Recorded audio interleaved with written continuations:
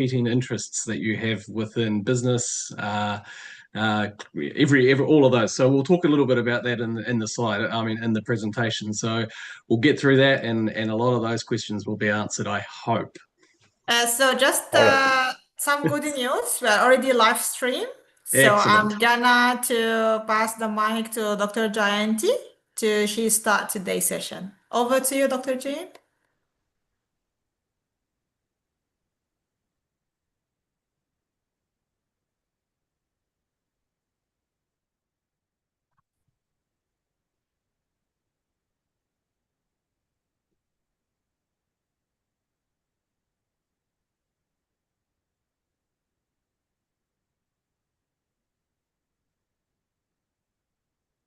Did Dr. Jane die? I mean, computer connection.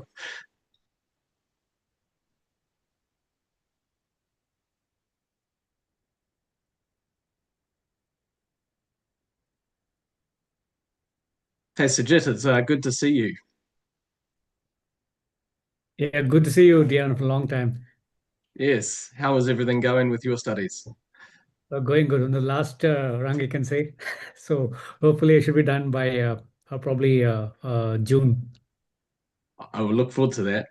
Yeah, Reach out yeah. if there's anything I can do to help out. Sure, sure, definitely. So when is your next trip to India? Anything planned? I've got to get through this government reform first. So there's a fair bit going on in New Zealand right now. I'll explain a little Okay, bit more shortly, but it's keeping me a little bit busy. sure, sure. So, Sajid, how are you? Good, Sharma ji, how are you? Good, fine, going on well. Hey. Okay, guys, thanks a lot for everyone for being here. I believe Dr. Jane is facing some technical errors, so no worries. I'm gonna to start the session for today. So first of all, I would like to start this session with thanking everyone. Thanking everyone for being here today.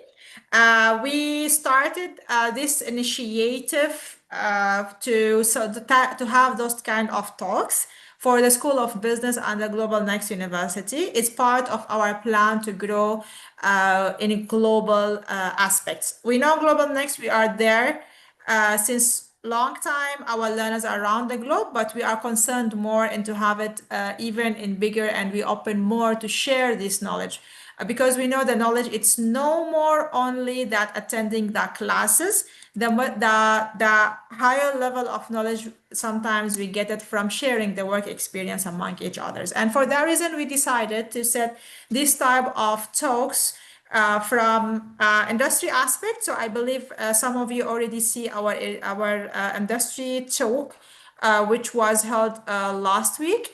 And then we were taking from the research aspect because yes, we believe the research is our way to grow more and get more doctorate holders among our learners. So we also get our research talk, and research talk actually is a part of 12-month series starting from putting the topic of your research, finding the research gap until the day you are ready even to publish your paper or graduate, holding the title. And then also we were looking also to get our postgraduate symposiums.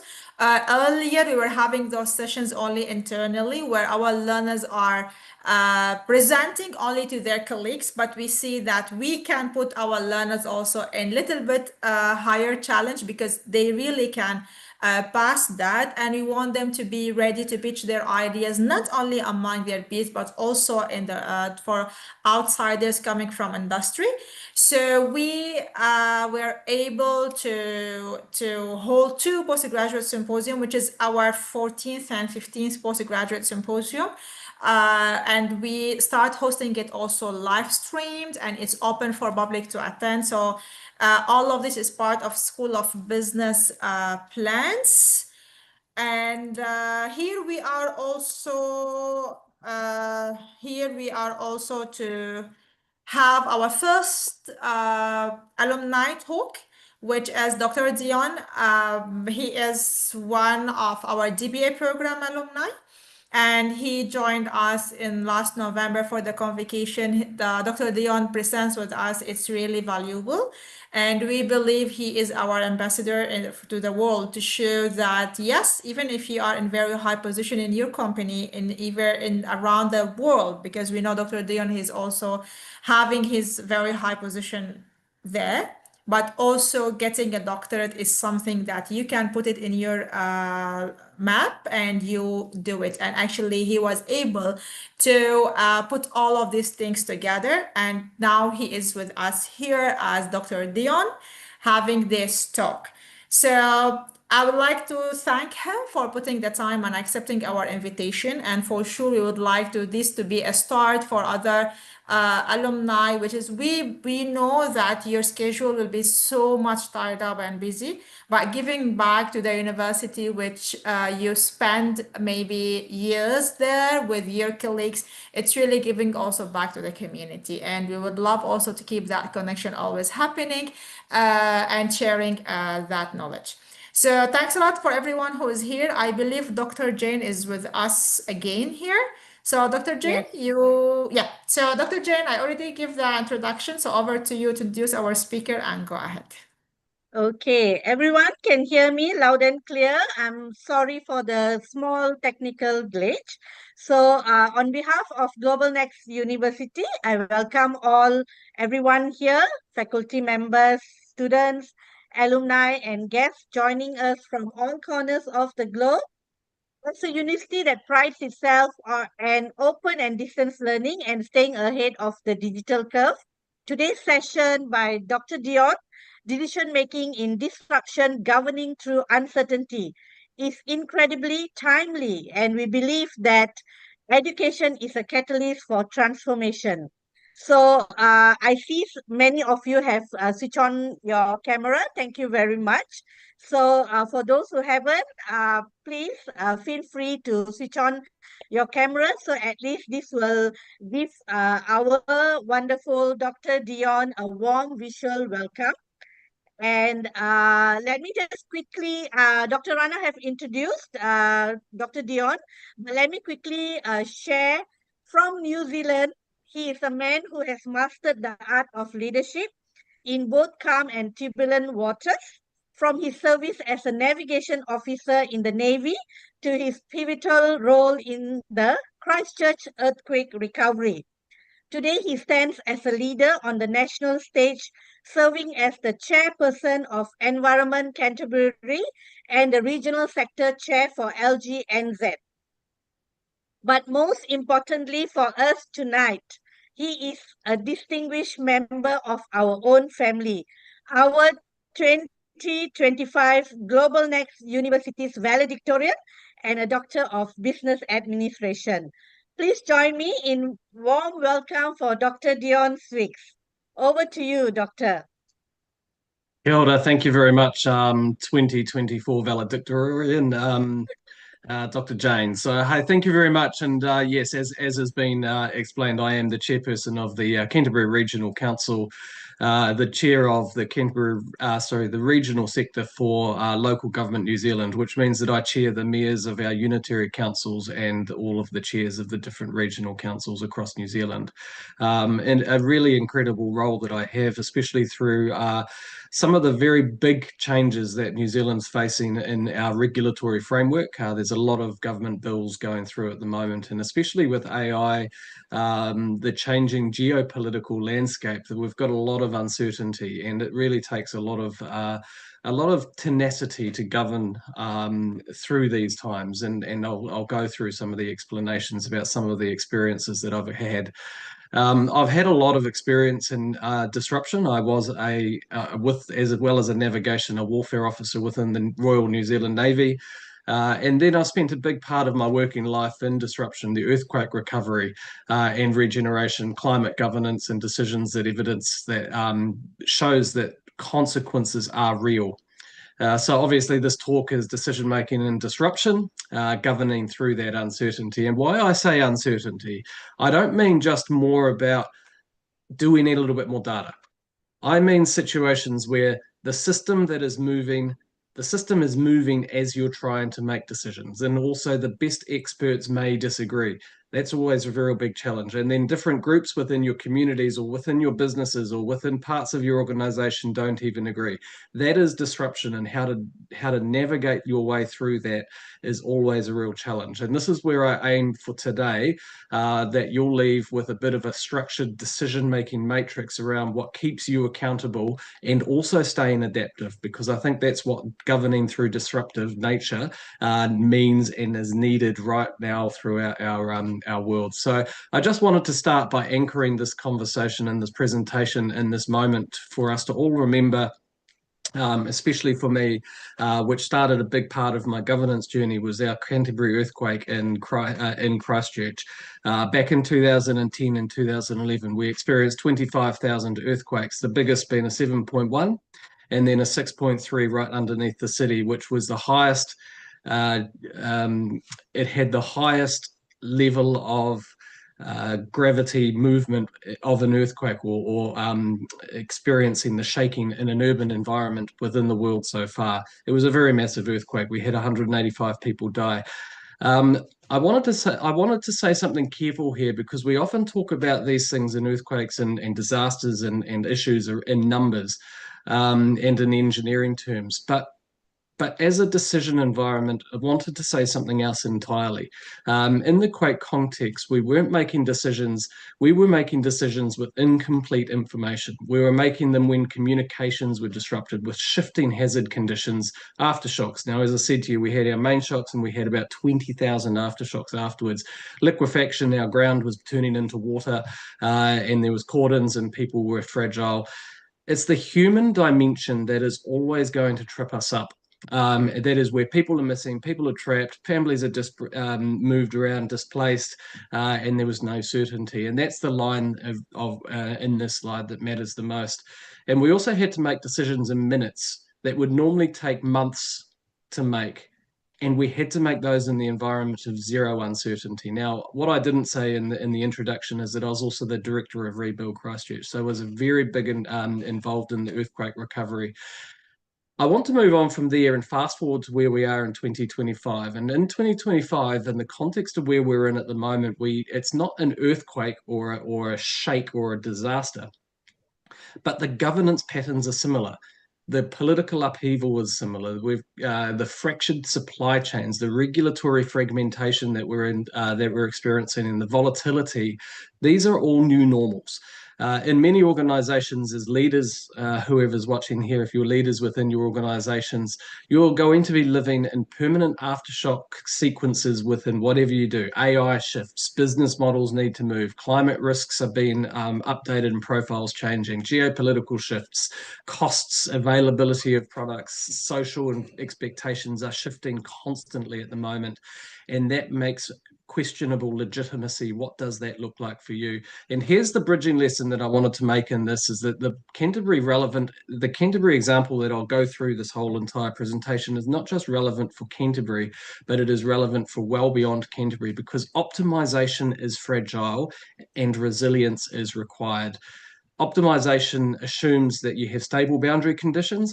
Resilience, in contrast, means that you're not going to find the perfect scenario, but you will find a scenario to move forward. So what I hope people will leave from this presentation is there's 4 outcomes that I want to make sure that you can take away. First is diagnose the problem type. So because method mismatch is one of the biggest drivers of failure, if you treat complex systems like a complicated one, you will get analysis paralysis. But if you treat chaos like a consultation exercise, you will get harm. So second is around governing and adaptively. I'm going to try and show you how to maintain accountability, recording transparency, decision-making rights, understanding why you're making your decisions, while also enabling responsiveness. And the third is the Braid knowledge system. Science and technical modeling are essential, but lived experience and evidence is also essential, and both can't work without one another. In our country, Mātauranga Māori, which is Indigenous knowledge, which is what I did my doctoral thesis in, is starting to come to the fore as another decision-making matrix that you can use that works alongside our science.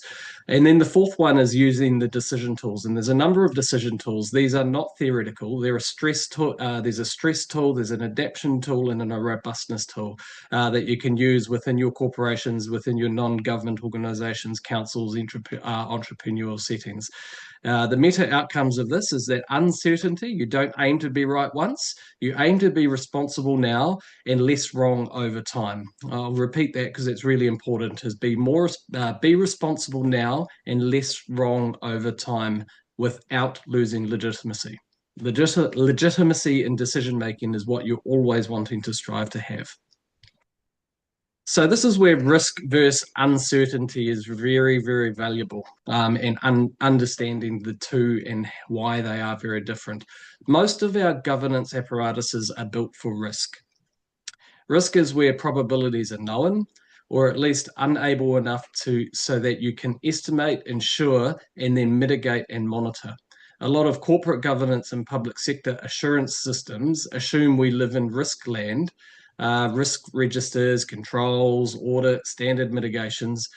But many of the decisions that matter most, especially right now, have deep uncertainty. And how do you measure that risk? Deep uncertainty is not just we don't know the number, it's where models might disagree. It's where inputs are contested. It's where values are disrupted and the meaning of stakeholders don't necessarily agree on what outcome you should optimize for. So let me use one of our Canterbury examples, or a couple of our Canterbury examples, because they're what I know here. So one of the jobs as our council is to lift our flood resilience up to 1 in 500-year flood protection standards. Now this sounds like an engineering setting, but it's also a social choice.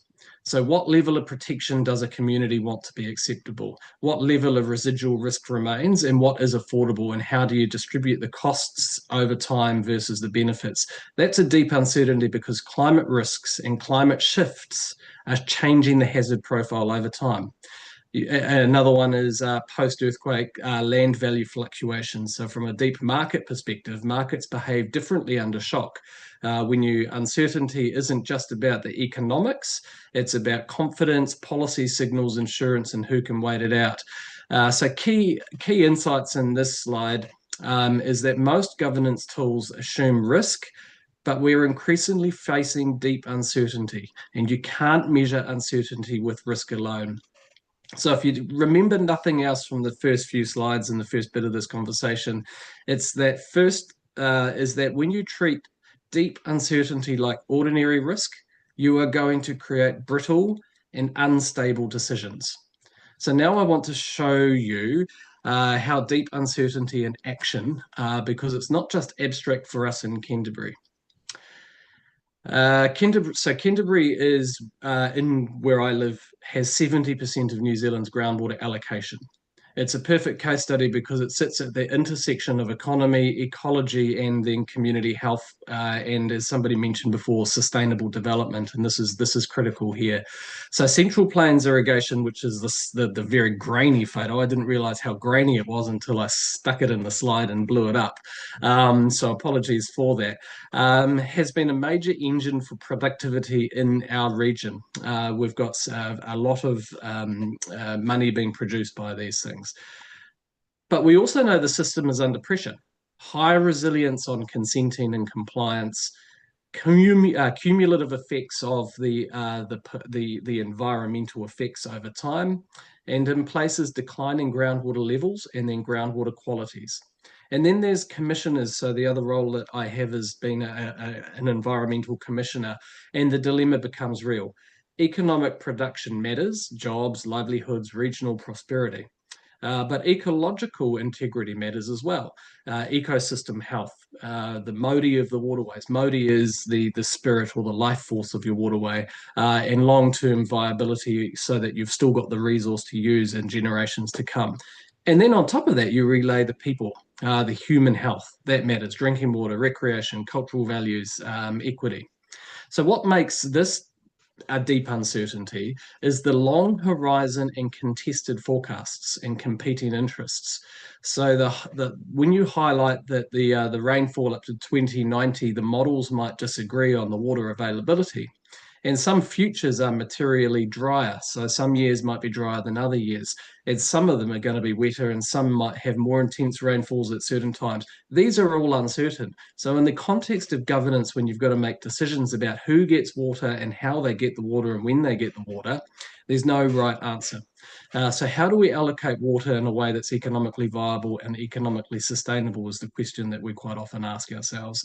How do we manage nitrate risks, which is the pollution from the activity of using the water, especially for farming activities where you put nitrogen on the soil? So a practical point here is that in deep uncertainty, stakeholders often want us to pretend that certainty exists because certainty feels safe. So everything that I've just talked about in that slide might have been humbo jumbo all over the place. And that's the point, because people want us to pretend that certainty exists. You will never have certainty within the model that I've just explained to you about. But pretending certainty creates future, but pretending certainty creates future legitimacy crises. So if you keep pretending that you've got certainty, you will create legitimacy crises in the future because reality will diverge. So this is where you get different futures. So the governing move in this scenario is to be honest about the uncertainty, design decisions to be robust, but build adaptation into the decision itself. And this is where conventional governance instincts can be failing us at times. And so this is why traditional governance models struggle. So there are three failure models that I'm trying to present to you in this slide. Optimization fails. So efficiency creates fragility. Lean systems are great when the world is stable. They work well. Everybody knows what's happening. There's a stability there. You know when you turn your water on or you turn your tap on, there's going to be water. But when boundary conditions shift, climate shifts, insurance policies shift, supply chains shift, AI disrupts the way that the world works, the optimized system snaps and it has no slack. Single forecasts might mislead, and this is where the average hides the tail. The tail event drives most of the damage, floods, storms, market shocks. If your governance is optimized for the most likely, you're often underperforming for what actually breaks the system. And finally, static plans lock in the uncertainty. So once you spend money on political capital, you make your decisions, you get sunk cost behavior. I just wanted to say that again, sunk cost behavior is the enemy to adaptation. So the reality changes when you can't pivot without losing face. Public trust erodes because people hear you promised X, but you delivered Y. And that is where a lot of, especially in politics, you go, yeah, we don't want to change that decision because we said this. We don't want to change that decision because we said that. But good business models will always say, you know what, there's a sunk cost here, but we've now learned from that. We're moving on to this new way and we've adapted. The point is not that there's one correct pathway. The point is that deep uncertainty requires governance that you can choose actions now while preserving the ability to adapt later.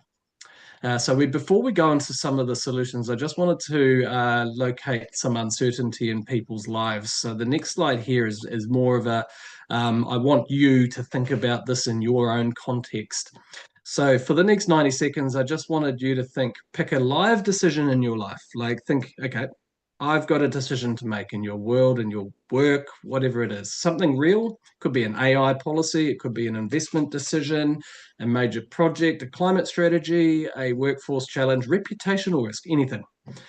So think about what your decision might be.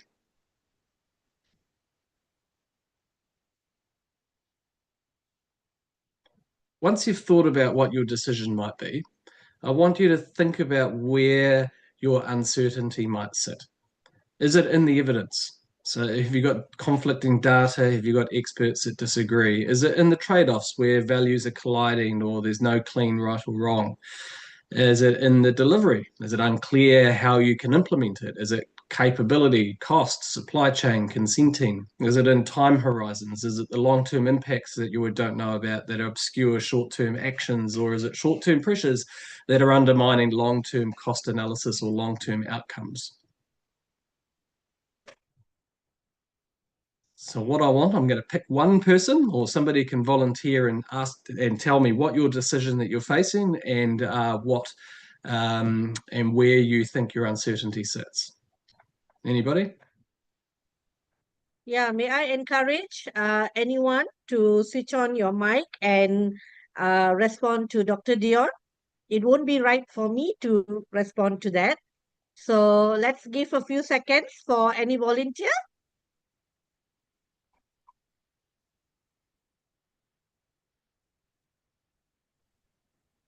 Can I? Absolutely. Certainly. Oh my God, okay.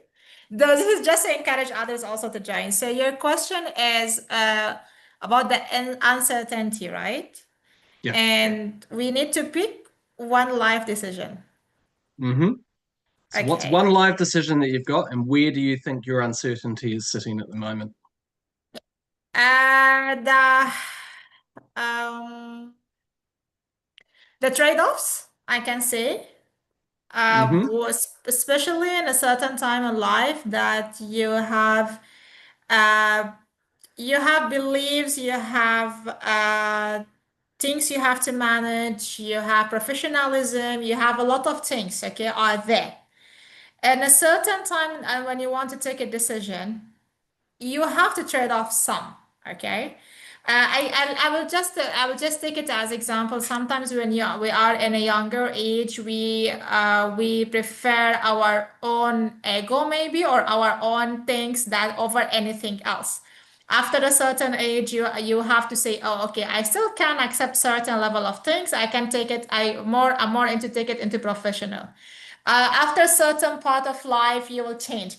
So I will give you example of our DBA learners. So Dr. Rana, you have nailed the example exactly where I wanted it to be nailed, and you've Yeah. changed, you've said where you are in your life. See, Yeah. most people and you're an educated person, most people would say that the uncertainty for them is in data or in the evidence. They don't know which evidence to agree with. That's quite common. But when it really comes down to it, if you're a leader in most organizations, it will be the trade-offs. So most leaders who are in organizations or senior people will say, actually, it's the trade-offs, because over time you can learn and you can understand delivery, you can understand time, and you can understand a little bit about the evidences. And that's because it is really important, because governance often treats uncertainty as a technical problem, when actually it's about a values and legitimacy problem. And this is the difference between somebody who might not be a leader, a competent leader, and making decisions, and somebody who's a competent leader and making competent decisions.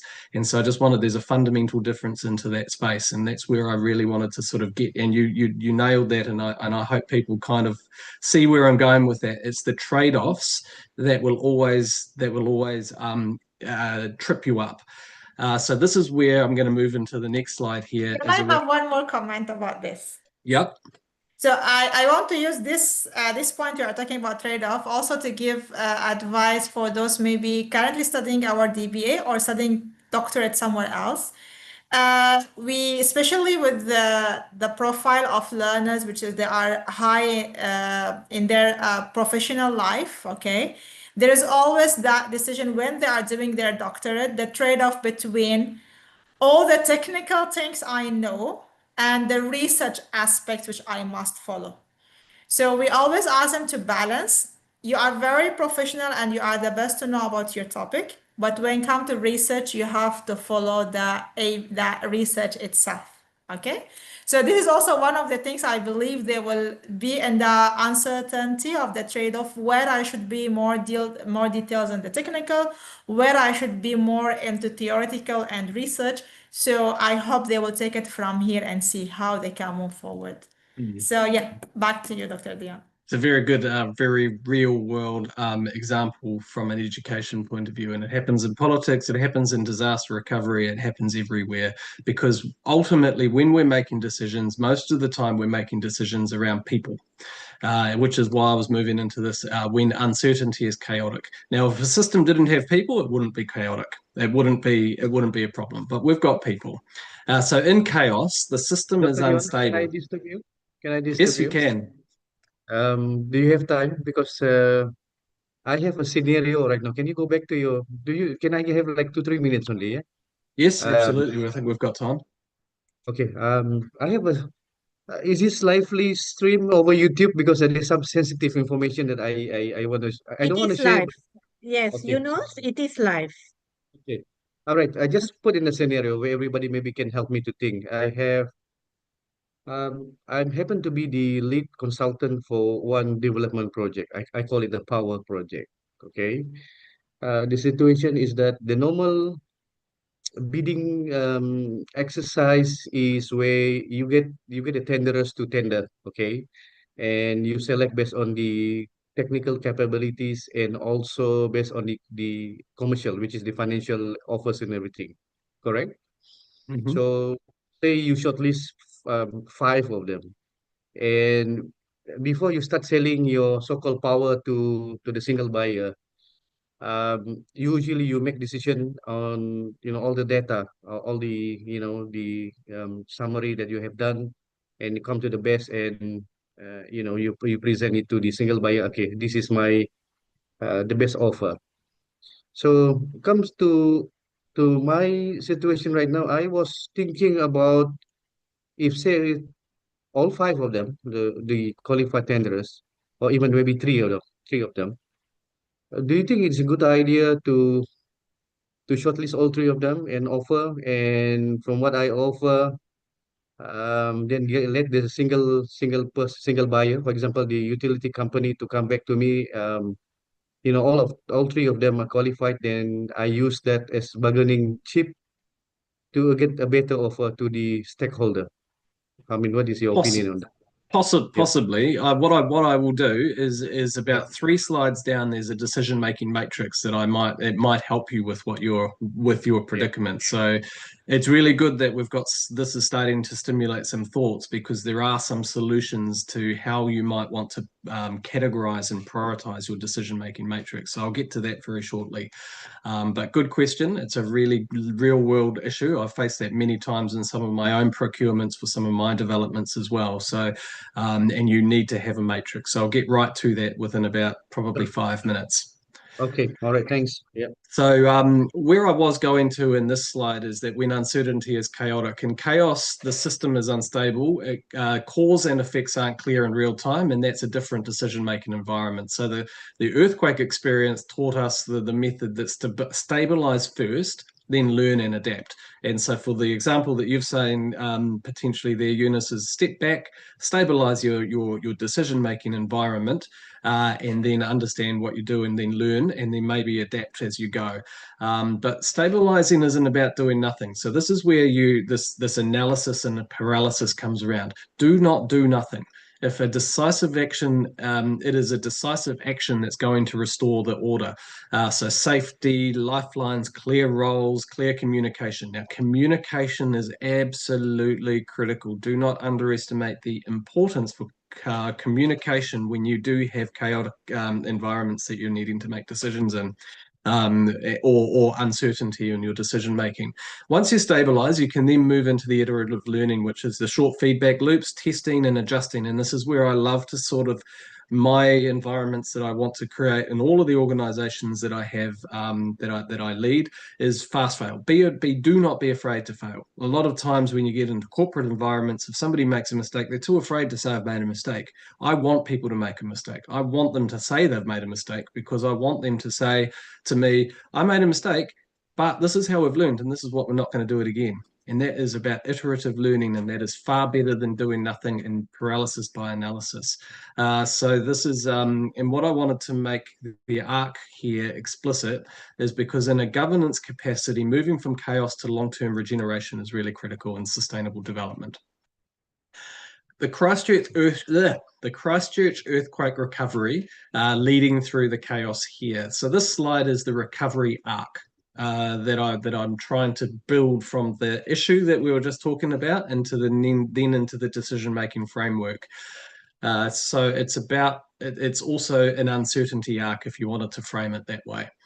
So what we did after we had our initial earthquake, we had to stabilize and secure. This for us involved decisions that were painful but necessary. So if you see the first photo there, that's what our city looked like right across the city. I was in a building not too dissimilar to that when we had our earthquake. Red zoning, which is a good example, and I don't have a lot of time to explain that, but that's where we basically said this area is not going to be lived in again. And that bottom picture there is an example where we used to have communities. It was too dangerous and too hard to rebuild in that area. So we just, as the government said, nope, we're moving 40,000 people from one part of the city to another part of the city. That decision created a lot of certainty, but it created grief and anger. So it reminded me that good decisions can still hurt. And even in hindsight, a good decision and there is still community hurt, because governance and decisions have to carry both the technical and human realities. So the key lesson in what I've just mentioned there is that chaos, sometimes you prioritize safety and clarity over ideal consultation processes because the cost of delay is unacceptable. We had to make a decision very quickly to move people. There was 40,000 people not having a home. We had to, and then we needed to get new people to build new homes, and so there was a bit of chaos in that space. The next part there is learn and listen. This is where the community voice becomes a governance input, not a PR output.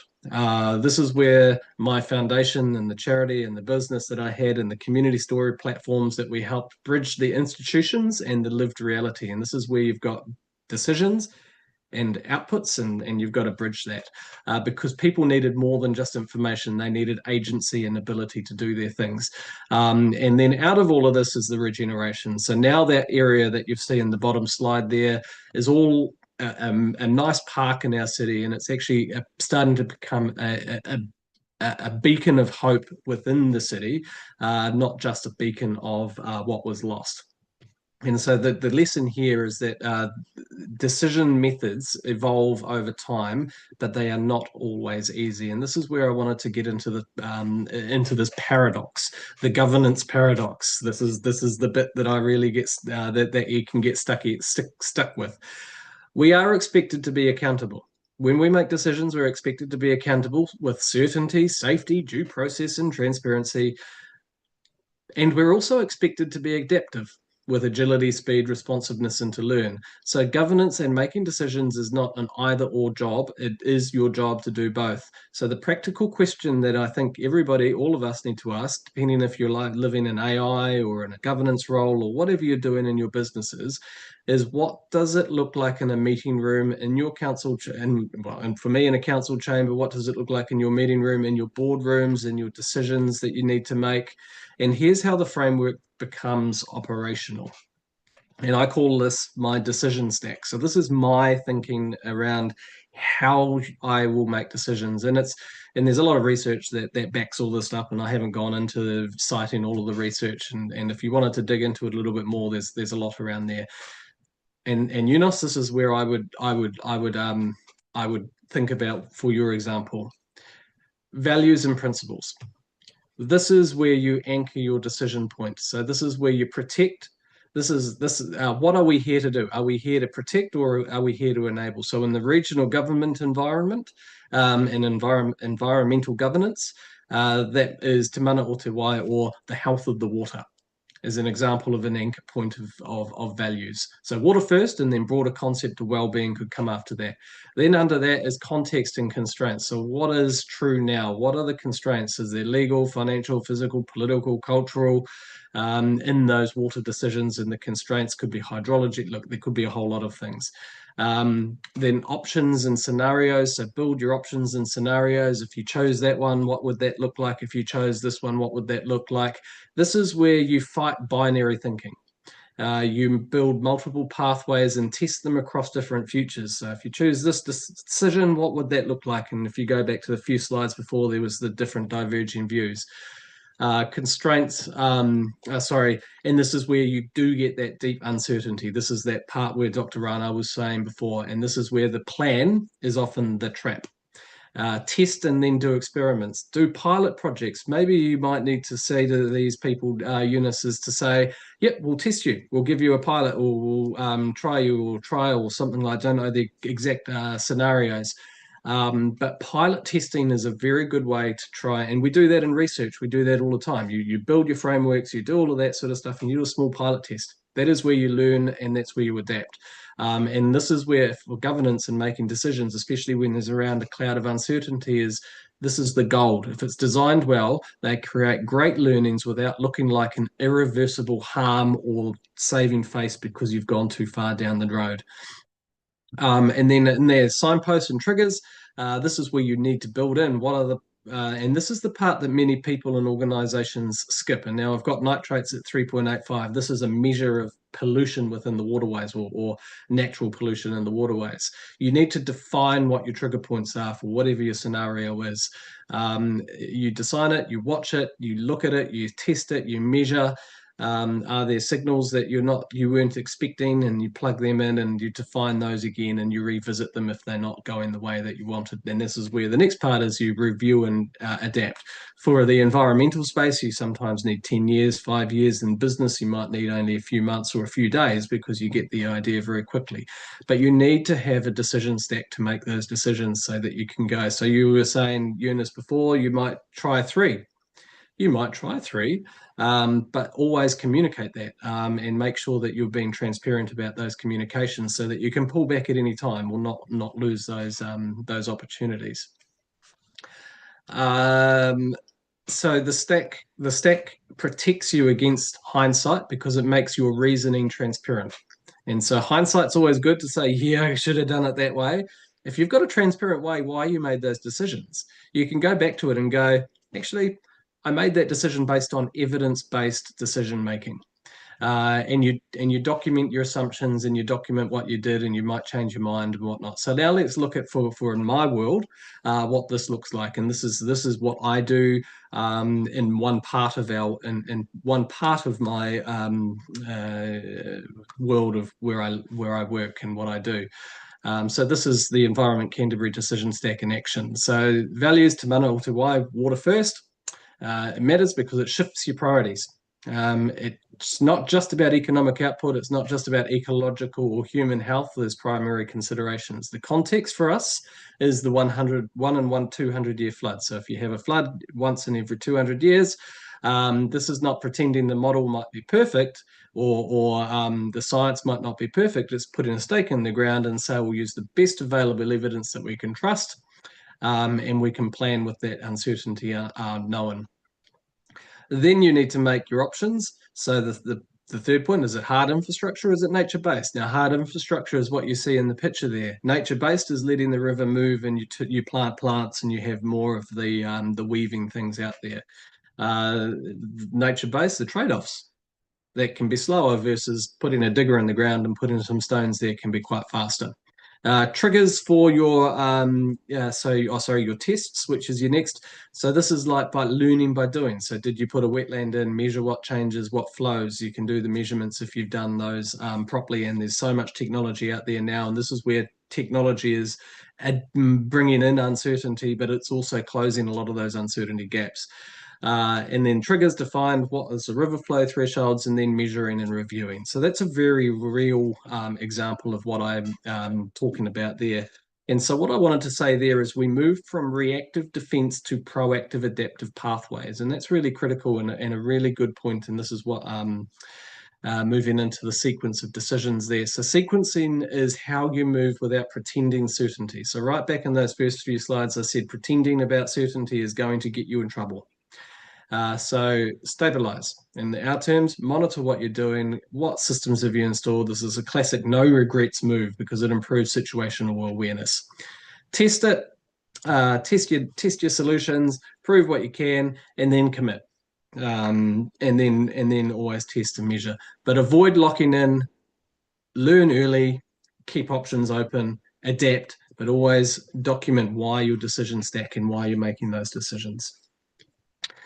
So portfolio beats perfection. So in deep uncertainty, the aim isn't to find a single perfect solution. In Eunice, you're looking for a single perfect solution, mate, you're not going to find it. It's to build a portfolio of actions that perform well across different futures. And so this is where you get your no regrets. So for in my world, for the environmental regulation space, soil moisture monitoring network across our plains, across where we live, gives us a no regrets. We know what we've got. We know what we're dealing with. So we know the moisture content, so we can understand where we can allocate water. Is it reversible? Is there seasonal water allocation trials, and so we can test and measure that? Long lead, is there water storage infrastructure planning and transformative and managing those aquifer recharges? If it gets dry, how do you start managing that? So this is a framework that you can use, and this is what I call the portfolio thinking. It's also psychologically important. It reduces the pressure to force everything into one decision.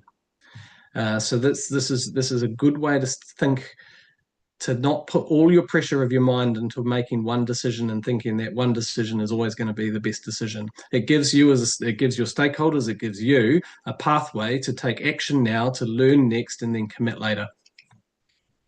And then transitional. So the now, this is where portfolios and sequencing moves into, if it legitimately fails and collapses, this is why the triangle matters. And I'm very sorry that the presentation hasn't come out the way that I wanted. So you've got legal at the top, you've got your people at the bottom right, and then you've got your science, your data, and everything like that at the bottom left there. And so this is where if you need all 3 points of your triangle to make it work. If you win 2 corners, you will fail. If you get your legal right, you get your people right, but you don't get your science right, you're going to fail. If you get your science right and you get your legal right, but forget about your people, you'll still fail. So this is where that you need all 3, and this is where those competing interests always come in. So legal, legitimately, were we lawful? Obviously, I don't need to explain all of this. In our Canterbury Red Zone example, is a classic example of where it was really tricky. So we had the legal power to move 40,000 people to another part of the country or another part of the region. The technical data was mapped, it was all there. The science, most people agreed that the land was too unstable to carry on with. But maintaining the social license and the social mandate was the hardest. This is where legitimacy isn't just a communications add-on. It's created through early engagement, trade-offs, transparent reasoning, teaching and understanding why we're making those decisions, because the best way to strengthen both technical and social legitimacy is to bridge knowledge systems properly. And this is where I really start to get into some of the research that I did for my doctorate about, and I do not know what's happened there, but emerging decisions and understanding that there are distinct decisions and distinct types of information that you will get. And they are all important, and you need to blend them into your decision-making matrix, because the more you can blend all of these things into your decision-making profile, it will reduce blind spots and you'll get in through together. So blind spots is a real trap for making decisions. So I'll leave that slide as pretty much explained. So a tangible case study I'll just do. This is where iwi partnerships. Iwi are Māori or Indigenous tribes, and co-governance. And this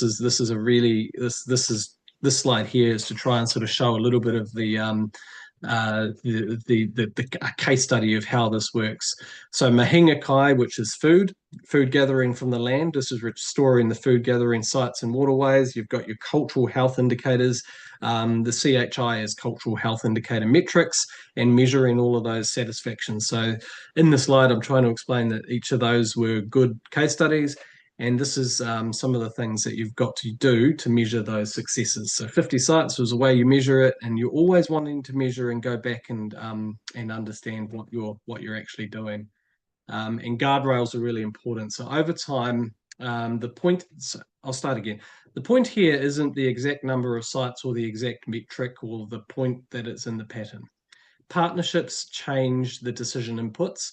Changes for us is what was measured, and this changes the legitimacy of the outcomes. So if people buy into it, you might not need the exact outcome, the exact decision to be the same, because a different decision could still feel the same for the people, because understanding people is really critical. So I just wanted to when I was talking about guardrails, there was guardrails that you needed to put into every decision, and so I'll just really go through this quite quickly here, because I know we're just running out of time now.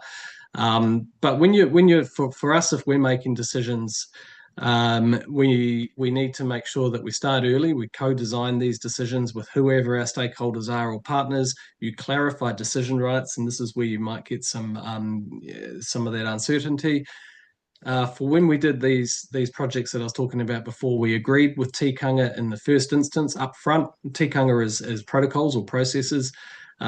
Respecting data and IP is really critical, and budget and time capability is really interesting. So I'll just move on from these so I can get into the tool here, which is what I use. So there's 3 tools. Each one solves one of the common failure modes. So the stress test that I was talking about before is a pre-mortem. It's a simple, it's 18 months later. If you've made a decision, look at it 18 months later, and did the decision fail, and understand why. Then you run a red team, appointed credible challengers to test the assumptions, deliver assumptions, social license assumptions, whatever it is, technical assumptions. This is how you surface real world risks and that people are holding back because they don't want to be the negative voice. So this stress testing is always a way to find out if you've got people that aren't telling you what you need to be hearing because they're afraid of unintended consequences. So there's another tool there which is about staying adaptive. This is signposts, triggers, cadences. For us in our environmental monitoring, this is about monitoring the dashboard, so you can see dashboards. That's a relatively simple one. You look at trends, you look at thresholds, groundwater levels. That one's a little bit more simpler than stress testing. And then there's the tool 3, choose robustness. So this is where you have options versus scenarios, and you have a heat map. Heat maps are really, really useful. I find them a very useful tool. You design your heat map, and then you do it. You can't get away from not doing these things. If you want to build longevity into your decision making, you must build these tools into your after decision making measurements. Because if you don't, you aren't going to get, you will not get the data to be able to make better decisions depending on how your decisions are made. So I was going to go through and talk about and do a small little exercise for people for you to think about this in your own world. I've moved through a few of these slides in the interest of time, just a little bit more quicker than I would have, and I won't go through the slide, but in your mind, think about principles. So what values are non-negotiable? So this is about you and your decision making and everything that goes on in your world. What are your non-negotiables? Examples: it might be safety, it might be equity, intergenerational affordability, ecological integrity, partnerships. Who knows? What are the key uncertainties, the genuine, disputed, or unknown? Be honest about those. This is where better decisions begin. And then you do your options, A, B, or C. Write them down, and this is all part of your accountability. If you write these things down, and you can't shy away from this. It takes time, but you just got to do it. No 3 variations of the same thing are always going to be the same. Stress test it. Stress test 1. Stress test the next. Do the signposts. What are those triggers that are going to make your decision not work or work? And then when will you look at this again? You always have to review. And I said, write things down. Don't just think them, because you need to go back. This is where this is where AI will never be able to overtake human decision making. Humans will always need to make decisions because AI will never be able to take into account the human element, which is, I wanted to go back to this slide here. AI will be great at looking at legal, AI is great at looking at data, but AI in that third circle, the orange circle, will never be able to understand the intricacies of people, which is why you must do the type of work like this so that you can measure, make accountability, adapt, and be ready for that, for whatever those changes. Because the only certainty that we have in the world right now is that uncertainty is going to be there. So just wanted to say thank you very much to Dr. Rana, Dr. Jane, for allowing me to ramble on for an hour. I've tried to condense a few of those slides. There's a little bit more in detail in there as well. But I just wanted to leave with a couple of words so that when we chase certainty we can't get, we freeze and call it prudence. So just think about that for a second. We chase certainty that we can't get, and we freeze, and then we call that prudence. The alternative is to govern with courage and humility. And that's the courage to act without pretending, humility to design learning and adjust to it depending on the people element of what you're making decisions about. And that's the discipline to hold legitimacy, whether that's legal, technical, and social. All three must be met. And if you only take one thing away from today,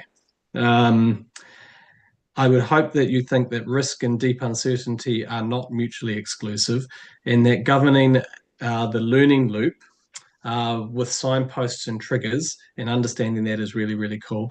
And building your legitimacy into your decision-making by braiding knowledge and being explicit about those trade-offs will make you a better decision maker into the future. So thank you for your time, and I appreciate you giving me the opportunity to speak. Thank you. Thank you, Dr. Dion, for that thought-provoking presentation. I particularly struck by your point on showcasing a specific disaster that has happened. And I would also like to share that we could apply any disaster, doesn't matter where or how. It's not necessarily natural disaster. As long as we have something disaster, we could go along all the pointers that Dr. Dion has shared, valuable pointers. So with that, I would like to now open the floor for questions or any comments from our audience. Thank you. Thank you, Dion. Once again, it's a wonderful, first of all, it's a wonderful topic. And second, you presented in such a way that when you're presented with uncertainty, right, how we can make it or how we can navigate through that much easier than what we thought. So that's a valuable lesson I've taken, that, hey, if you're faced with uncertainty, don't worry about it, but look into the building blocks that need to be put in and see as to how you can maneuver the situation. With that, I would like to just to see as to borrow your opinion. If you're faced with any situation, so uncertainty is a situation, or for example, earthquakes and all the things that you talked about. So is it a good idea for us to put on, say, for example, a stack, if you consider the lowest rug in that is our governance principle, or governing principles, that what you talk, some non-negotiable rules and so on and so forth. So those are the governing principles. And on top of it, because this situation requires a change, so you marry the change management and also the program management, because ultimately it needs to be managed. And both you need to have the change management and program management on the next level. And if you consider the constraints, the various, I would say, risks and scenarios onto the other side, then you have some kind of a model that you can think, or we can think, that we can fine tune as we go along and see that how it can fit into future situations. Yes, we mind that. We have to know that this is a framework that we are looking at, but that needs to be changed, altered too, and see that how it fits in to the situation that we are facing or we are going to face, whatever it is. So down the line, we have another situation that comes up. We quickly take this one and see that what tweaking it needs to be done in order for us to see that we maneuver through that very quickly. After what we want a faster solution, a better solution, a scalable solution, right, and a steadier solution. So that's what it is. And so whatever it is, so in this situation, we have the people, we have the processes, we have the technology, all those things come in because we have put the product management, project or a program management inside. Sorry, I took a little longer time to explain because I was just drawing the diagram and I was going through that, and that's why I took a little time, Dion. Thank you. No, that's good, and I think you've got you've nailed it there. The one thing that I would say is always go back to your founding or your fundamental principle is right at the top. Right at the top. That why are you making the decision, and what is it that your values? If it's your values, you're making the decision because it's your business, or what are the values of the company or the organization that you're working for and making a decision on behalf, or is it a community in my instance that you need to understand or try and navigate that? So values first, decisions always flow after values, because values may change over time depending on the circumstances, which is a valuable thing to understand, and you can only learn that by experience. Yeah, wonderful. So Dan, going back to this, so Dan, just what you said, that gives a point again. So we always have vision, mission, and the values. So that sits at the top, and your governing principle sits at the bottom, because that is the one that is going to drive everything. Both the stack, the upper stack and the lower stack, and in middle are the program management, change management, and situation. Yeah. Wonderful. And the measures and yeah, you've got it. And it might, and you know, these things work different for everybody. So they're a good tool to have in the back of your mind, and I think you've got it. There's a whole lot of science and theories and models that you can use if you can just work with what makes it work for you. Absolutely. Right. Yeah. Thank you. Thank you so much. Thank you so much. I've got Michael. Michael, would you like to ask a question? Go ahead. Thank you. Not a question, but a comment, and thank you. Thank you, Dr. Dion. And one of the things that, if there's a key takeaway I'm coming with from this presentation is that slide on legitimacy, because as a business leader, that's where I think we've struggled. We fixed our values, but when faced with challenges, for example, we're going through a business restructuring process right now, centering legitimacy so that you have you have the evidence, you have the legal process, but also bringing in the people so that you can have that ability of the decision is often something that we've struggled with. And I think this basically sort of centers for me, and something that I'll share with my team as a tool. Thank you. Yeah, that's great. And one thing that I can say, I've been through that process, and one of the only ways from a business point of view is that when you get to making decisions, if you've communicated your reasons why with your people to a certain extent, where when you make the decision, your people feel like they're making the decision as well.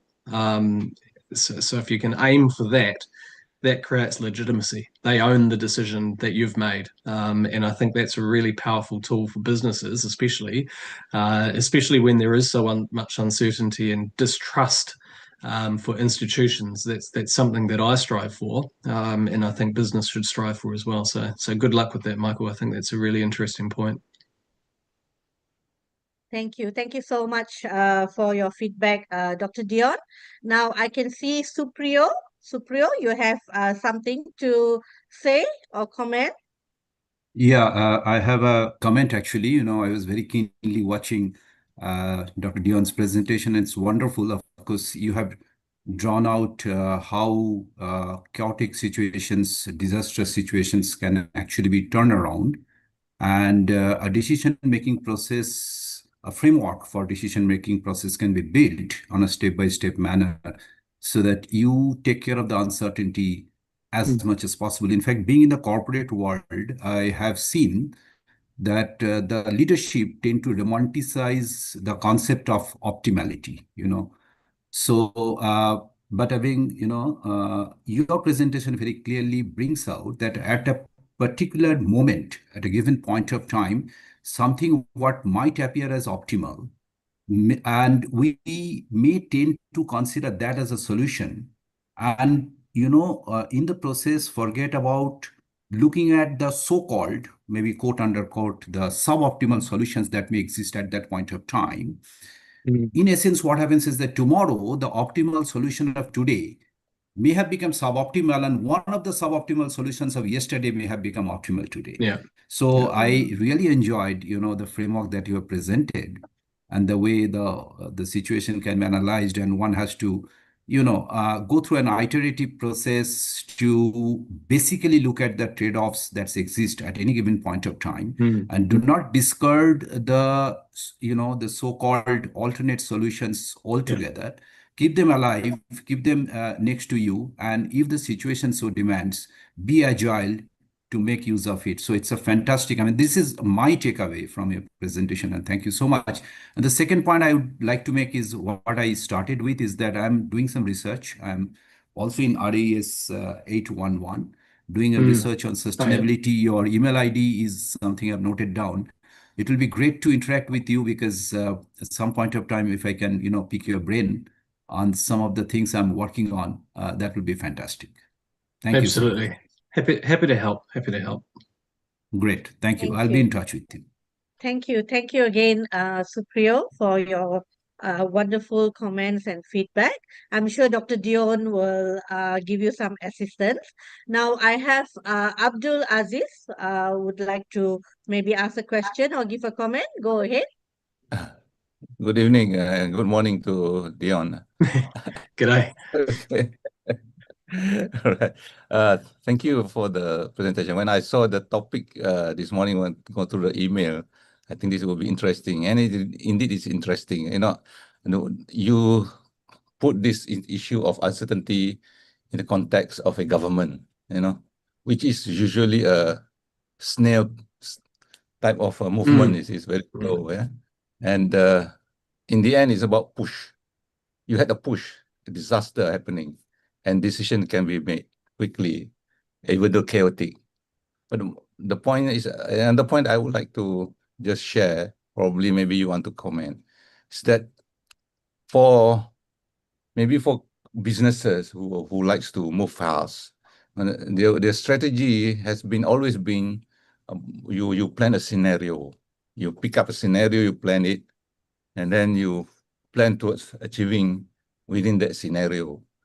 But I think that is not really practical in a sense nowadays.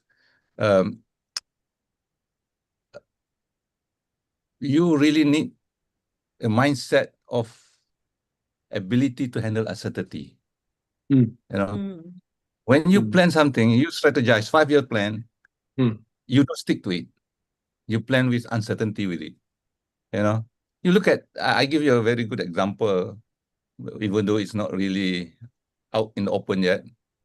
OpenAI started off the Gen AI revolution 3 years back, or rather now, 3 years back.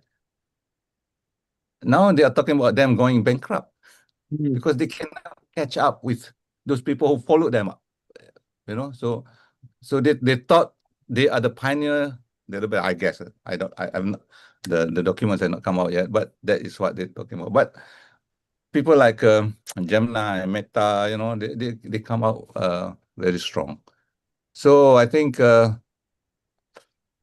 how do you make decisions when you must put uncertainty within your decision making or your plan? That requires some kind of mindset changes, I mean, people like me and a few of us around here, we are senior people, we grew up with something that is already fixed. So how do you unfix it, It's very difficult when most of the CEOs, most of the chairmen of the board are very senior people, so, and the government, for example.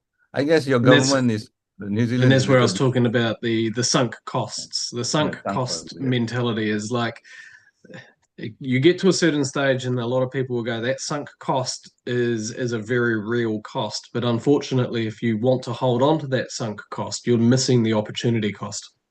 There's an opportunity cost to keeping hold of that, and that's a mindset, as you just said. It's a mindset thing, and businesses will get to a certain, we all do, we get so stuck in, we don't want to change, we don't want to move the dial on that decision because we're wanting to nail it and say, you know what, we were right, we were right, we were right. Sometimes it's right to say we were wrong, because what's coming next, it might just be a small change and it might be the success, and you'll see that agile businesses are always the ones that'll succeed. And I think you're finding that with the open AI situation at the moment. They've pushed their business model into a certain way, but now you're getting other businesses that are coming in and they've been far more adaptive, and especially where you've got agentic AI that's changing the whole I'm not a big AI dude. I don't know exactly how it all works in that scope of things, but it is the adaptability of small businesses. And I think we're hearing that small businesses will be the next billion-dollar businesses, and I think they'll be that because they can be adaptive, they can change, they can pivot through the uncertainty, especially around consumer behavior. Consumer behavior sentiment is going to be absolutely critical in the geopolitical scope of the world at the moment. Changing dynamics of what food people want to eat, or what entertainment they want to consume, depending on what's happening in the different geopolitical parts of the world. And the businesses that can adapt to that quite quickly and say, "Yep, we've sunk a whole lot of money into that, but now we're moving over here because this is what the people are telling us." That third arc, people, don't lose sight of it. Right, exactly. Climate change is a big uncertainty. It's always uncertain. In Malaysia now, you can have durian whole year round. Before it was only 2 or 3 seasons, per year. Now it's all year round. So you see, this thing, and of course, the epitome of uncertainty now is the American government. Okay, so they are led by people, you're right. person who always makes things uncertain. So okay, okay. Thank you very much for. Thank you, Abdul. Thank you. Thank you. Thank you so much. So I'm sure it's way past bedtime for Dr. Dion. So Yes, in 5 hours' time, I have a mural for him. So I've got to chair all of my mayors tomorrow at 7:30 in the morning. So I'm going to be bright-eyed, bushy, with a whole lot of coffee, and I'm going to love it. all right. So with that, please allow me to conclude this session. Thank you so much for the participation and for all those who have given your comments, your feedback, and even questions and interaction with Dr. Dion.